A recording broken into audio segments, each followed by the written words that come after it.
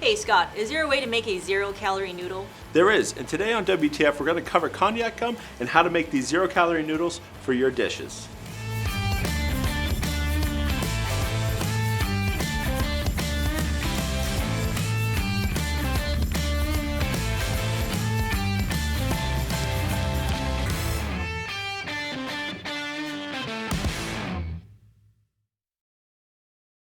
Hello and welcome to WTF, where we transform food here in the Modernist Pantry Test Kitchen. I'm Chef Scott Guerin. And I'm Janie Wang, the owner of Modernist Pantry. Today Scott and I are going to be talking about Konjac gum. So it's an ingredient that's fairly popular in Asia and pretty commonplace there, but it's just kind of slowly making its way over here to the States. So we decided we're going to do an entire episode about it, and we're going to have an amazing demo from start to finish on how exactly do you make noodles out of them. And then we're going to plate it, and it's going to be delicious. So, Scott, let's start with the basics. What is Konjac gum, and why do people use it? Konjac gum is basically a gum from the konjac plant. So it's very simple. It comes right from the plant, and it's used as a really powerful thickener. Mm-hmm. But what a lot of people don't know is that if you add some alkaline to it, it can create a gel. Great. And what exactly do you do with that gel? What's so special about it? So one of the cool things is that you can make calorie-free noodles out of it, and that's what we did here today. And those noodles are called shirataki. Mm-hmm. So you can make a completely 0-calorie noodle out of just konjac, water, and calcium hydroxide. Okay, so that's pretty popular with all the keto stuff going on. Yeah, absolutely. So, wonderful. Well, I think it is going to be a pretty demo-heavy episode, so why don't we go into what are you making here and what's happening? So I have some noodles in here now, and I wanted to get them started beforehand because they generally take about 15 to 20 minutes to be able to, go into the water, and then they start to firm up. And as you can see, if I start to pull these out, they look like one solid bunch. Yep. But as they cool down, they'll soften, and then they will separate as well. So I want to get them out of the water because we are going to be making like a ramen-inspired dish using these shirataki noodles. And as you can see, they all came out perfectly there, first try. So I'm going to let them sit over here, and they'll start to separate. But to get to that point, we have to make what I call batter for it, because I don't think there's a really good term for it, but it's basically a batter that you're making. Okay. And as I said before, konjac gum is a great thickener. A very small amount can thicken a lot of water. So we have about 20 grams to 1 liter of water. It's a few tablespoons to a quart of water if you use the imperial system or metric system, whatever it is. So very simply, I'm going to put this right into my water, and I'm going to blend it for maybe 30 seconds to a minute, and you'll see it immediately thicken up when I get it going. So let me turn on my water.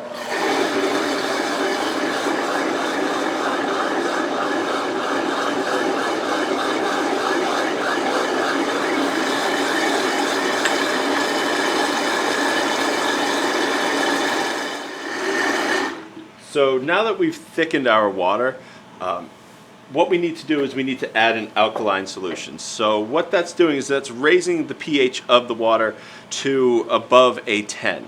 And at that point, the konjac gum will react and turn into a gel. Okay? And it doesn't make the firmest gel until you heat it. And when you heat it, it creates the noodles that we have here. So what I'm going to do is I have 200 grams of water, which is about 3/4 of a cup. Okay. And I'm just going to sprinkle in. What are we putting in there? Did we say this already? Calcium hydroxide. There you go. Yep, I did say it a little bit earlier, but yes, calcium hydroxide, which is a alkaline powder that we have. I'm just going to mix it up there. Okay, so without the calcium hydroxide, it will not gel. So you can't just dump this straight into Correct. And you definitely want to use calcium hydroxide as opposed to other alkalining agents. You may be able to get away with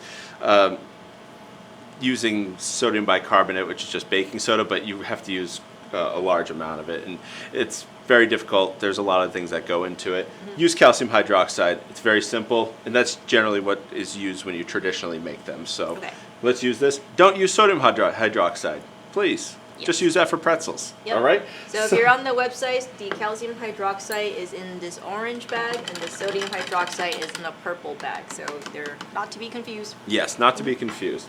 Right, so I'm going to turn this back on. I'm going to put my porthole back on the top. And then when I start, I'm just going to add this in and let it blend for about another 30 seconds. And then I can pour it, and I have to start making noodles within the next few minutes, or else it will eventually gel on me. Okay.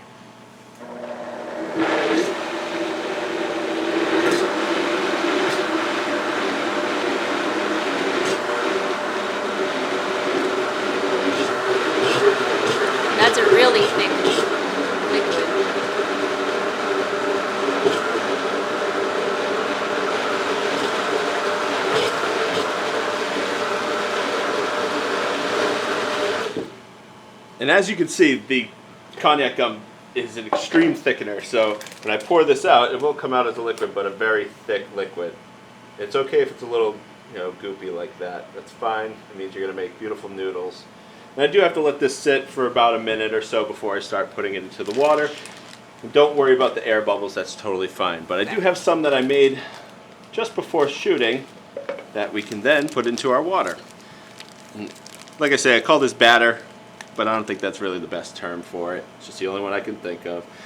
I have some simmering water. It's just plain water. And I'm going to just start putting them in. And if you want to, make certain size noodles, you can stop it. If you have an extruder and you're apt at using it, you could make elbow macaroni, things like that, all sorts of different shapes. Also, we were able to, here in the test kitchen, take it and lay it in between 2 pieces of parchment paper, flatten it out, and make a sheet. So you can do almost sheet pastas out of it. I wouldn't suggest raviolis or anything like that, but you can make pappardelle or fettuccine, whatever you happen to like. Okay, but once it has formed the gel and it's formed a noodle, it doesn't then kind of retain any of that stickiness. You can't make like a ravioli with it. Because you can't fold it push up. it, together and make tortellini or whatnot. Okay. So yes, it will just be a sheet at that point. I haven't found anything that's going to bind it together, but there may be someone out there who knows. So as we go, all right. So I'm just going to mix up these noodles here, just help them separate. These become nice flat noodles, right? So I'm going to push this right over into my bowl. What's in the bowl? So I have some of the koji pork belly that you can actually find on our blog. It's referenced in episode 117. That is the batter bind episode. But it's also used as koji, which we can find in episode 107. It's a really amazing recipe, and koji's a really amazing thing. I could talk all day about it, but this would be a very long episode if we did. So definitely check out those episodes and find out how to make them. So I have the koji pork belly in there. I have our shirataki noodles, and then I have our beautiful quick ramen broth that you can pour right over the top. And you need something very strong when you're using these noodles because they're so bland. It's literally water and a thickening agent. So make sure you put it with something powerful so you can get a lot of flavor into the noodles. Yeah, but like even though it doesn't have any flavor of its own, the texture and it still has a really light, nice texture. So we don't say bland like boring, but I guess bland like no flavor of its own. I mean, but pasta's bland anyway, so that's totally fine. But yes, it does have a really nice kind of bouncy texture, especially if you're looking for something to replace that gluten or whatever in your in your noodles. This makes a really great noodle.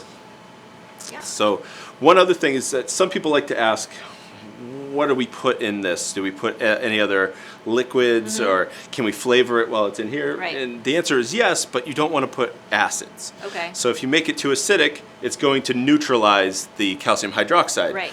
which will then make it not gel, and you'll just have noodles that go in here, they break apart, and nothing will happen. Okay. So you definitely want to, if you want to flavor it in there, if you want to add salt, soy sauce, whatever, just make sure it's not acidic.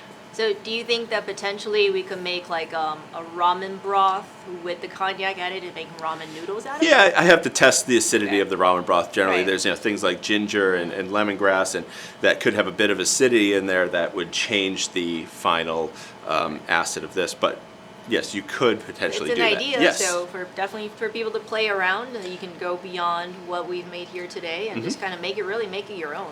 Yes, and I would definitely try out, if you have the chance, try out making that sheet, roll it, fill it, try and do something with it, and send us your pictures on social media. But one last thing I want to show you is that these ones that I put in there, we can now see that they're starting to come together. They fall apart a little bit if you pull them out too early, but we do have some nice, beautiful noodles. Okay, so And you that's a great tip to know, right? So Yep. if Yeah, you're don't mess pulling with them. up and they're still not together, that means they're not ready. And I can like you to set- overcook them? You can't overcook them to my knowledge. I've left them in there for 20, 25 minutes. They just get really firm like you saw before. At that point, they're completely gelled. There's no need to boil them any extra. But yeah, if you leave them in the water for too long, it's not the end of the world. Nothing's bad's going to happen to them. Actually, the water helps neutralize that acid or that alkalinity too. So you don't have to worry about the caustic warning on the back of the calcium hydroxide. So it's all good. And, Yeah, yep. that's something you and I touched upon, and I had asked, well, why don't you just leave it cold and just make cold noodles? Yeah. Yeah. Yeah, it's calcium hydroxide in there. So, yeah, you want to cook it and do something with it to firm it up and really make the noodles. And the cold aspect of it offers no benefit. Okay, unless you want to make a cold noodle dish at some point, then Yeah. let it cool. Yes, exactly. Yeah, so, this is awesome. Is there anything else we want to leave the folks with? No, I think just try out this recipe and definitely try out flavoring it if you want to. But if not, put it with something really flavorful like our ramen broth and our koji pork belly, and you can have a beautiful dish like this. Absolutely. So this has been a little primer on Konjac gum. We will look forward to seeing your ideas on how you made them and what you ended up pairing them with. And from here in the Modernist Pantry Test Kitchen, I'm Janie Wang. And I'm Scott Guerin.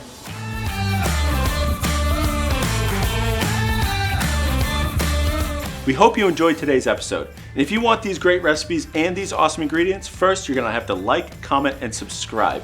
And then you're going to go to blog.modernistpantry.com where you can find those awesome recipes and you can ask a chef. And to get these great ingredients, go to modernistpantry.com. And until next time, we'll be here in the Modernist Pantry Test Kitchen helping you transform food.